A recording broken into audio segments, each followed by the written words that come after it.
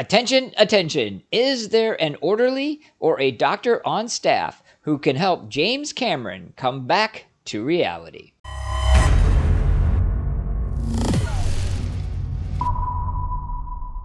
Hey, it's King Kaiju here, and I haven't asked in a while for subscriptions and likes and all that fun stuff, so if you guys could, it would be greatly appreciated. Now, I've done a couple videos on some of the batshit crazy stuff that James Cameron has said as he's doing his press junket for Avatar 2, and the hits just keep on coming. You are not going to believe his latest. And there you see it. The headline says all you need to know. James Cameron regrets fetishizing guns in Terminator. Terminator director James Cameron shares his regrets over the film's excessive gun violence, an element he intends to avoid in the future. He did an interview with Esquire, and in that, he says, quote, "I look back on some films that I've made, and I don't know if I would want to make that film now. I don't know if I would want to fetishize the gun like I did on a couple of Terminator movies 30 plus years ago in our current world. What's happening with guns in our society turns my stomach." Consequently, the renowned director also shared that he's happy to be living in New Zealand, where all assault rifles have been banned after a mosque shootout some years ago.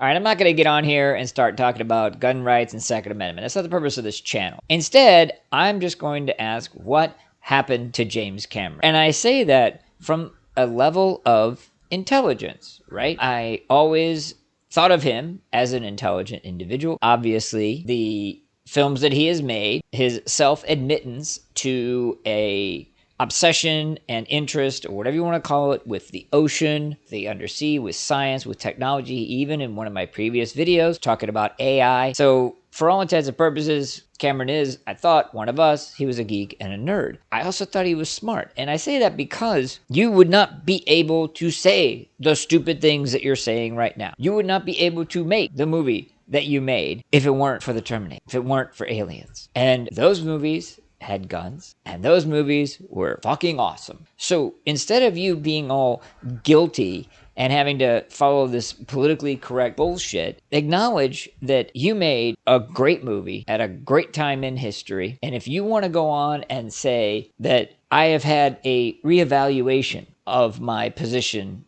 on guns, or if you want to say, you know, I've decided in my more recent work to take a different stand, that's fine and dandy. You'd have to be an idiot to dismiss the accomplishments of your youth solely based on the environment of today and or a change in your personal philosophy. Again, changing the personal philosophy, not knocking that, not go crazy, but it's a different level. It's a lack of awareness. It's a lack of understanding for you to dismiss all the greatness that you have done based on that new philosophy. And let's be honest, it's because, and we're seeing this again and again and again, if you do not play by the rules of Hollywood, you don't get to play. It appears to be that those rules are, you have to have this message, you have to have this belief. There have been countless examples, and they're going to keep on coming, possibly, of celebrities who don't go by the routine, who speak their mind, who have an opinion, right or wrong, not trying to get into that. Merely having an opinion that's different than what is supposed to be said or the established is enough to get you fired,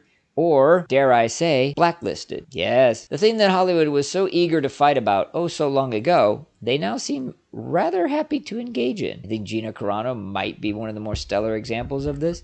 Again, I'm not here to debate whether she's right or wrong. Just the mere fact that she had a different opinion was enough to get her blackballed. And so I think that part of what James Cameron is doing is that, and it is a very sad and awful day. James Cameron feels compelled, even voluntarily, to dismiss the great works that he gave us. So what do you guys think? Let's talk about it.